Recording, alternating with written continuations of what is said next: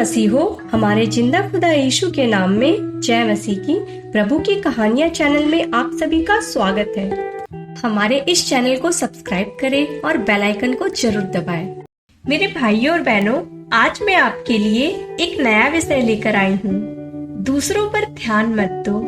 याद रखिए प्रियो, अगर हमें प्रभु में आगे बढ़ना है तो बहुत सारी चीजों को इग्नोर करना सीखना होगा, बहुत सारी चीजों को नजरअंदाज करना होगा।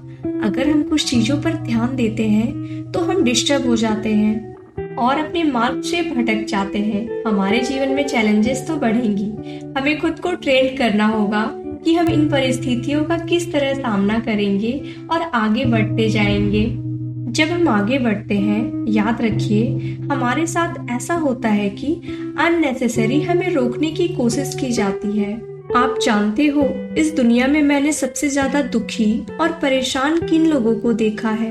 मैंने उन लोगों को सबसे ज्यादा परेशान देखा जो यह जानना चाहते हैं कि वह दोनों आपस में क्या बात कर रहे हैं। They are the most broken people I have seen। यह वो लोग हैं जिन्होंने खुद डिसाइड किया है कि परमेश्वर की राह को छोड़कर मुझे कांटों पर चलना है। मेरे भाइयों और बहनों, अगर आपको प्रभु में चलना है या उनमें आगे बढ़ना है तो मैं सच सच कहती हूँ, थोड़ा सा हमें सेल्फिश बनना पड़ेगा। अपने काम से काम रखना होगा, प्रभु में लगातार ध्यान लगाना पड़ेगा। मैं आपको खुश रहने की उपाय बताती हूँ। सब कुछ जानने की इच्छा मत करो, दूसरों की जिंदगी में झांकना बंद करो। एक दोस्त की बात को ज्यादा दिमाग में मत लो। हमें दूसरों की बात नहीं करनी चाहिए, हमें सिर्फ अपने बॉस जो ऊपर बैठा है उसकी बात करनी चाहिए और उसके बारे में ही बात करना चाहिए, उसके साथ ही बात करना चाहिए। प्रियो, मैं आपको बात बताना चाहती हूँ कि अगर आप में से कुछ लोगों को प्रभु जकरिया की तरह गूंगा कर दे तो आप प्रभु में बहुत आगे बढ़ोगे, क्योंकि हम समझ नहीं पाते हैं कि हमारी जुबान कितनी खतरनाक चीज है। हम इसमें काबू नहीं रख सकते। अगर आपको प्रभु में बढ़ना है ना, तो कुछ चीजों को इग्नोर करना सीखो, उनको सुलझाने की कोशिश मत करो। Just ignore. जब नूह जहाज बना रहा था तब वह लोगों को समझा रहा था कि इस पृथ्वी में सिर्फ जहाज ही बचने वाला है, पर किसी ने उसकी बात नहीं सुनी। लोगों ने उसका मजाक भी उड़ाया, पर आपको पता है उसने किसी भी मजाक को सीरियसली नहीं लिया, सिर्फ इग्नोर किया। अपने कामों में आगे बढ़ता गया जो प्रभु परमेश्वर ने उसे दिया था। प्रियो, में एक और बात बोलना चाहूंगी। जब एलिसा गेहजी को भेजता है कि जाओ उस बच्चे को मुर्दे में से जिंदा कर, तो उसे एक बात और कहता है, जब तू वहां पर जाए तो याद रख, रास्ते पर कोई भी अगर तुझे मिले तो उसे खड़े होकर प्रणाम या उससे बातें मत करना। बाइबल हमें यह भी बताती है कि जब हन्ना गर्भवती हुई तो उसे विश्वास हो गया था कि खुदा ने उसकी प्रार्थना सुन ली है। क्या उसके सौतन ने उसे ताने मारने बंद किए होंगे? आगे हम देखते हैं नए नियम में जब प्रभु यीशु एक बच्ची को मुर्दों में से जिंदा करते हैं तो उससे पहले लोग आकर कहते हैं वो बच्ची मर गई है, पर प्रियो लिखा है यीशु ने उन शब्दों को अनसुना कर दिया।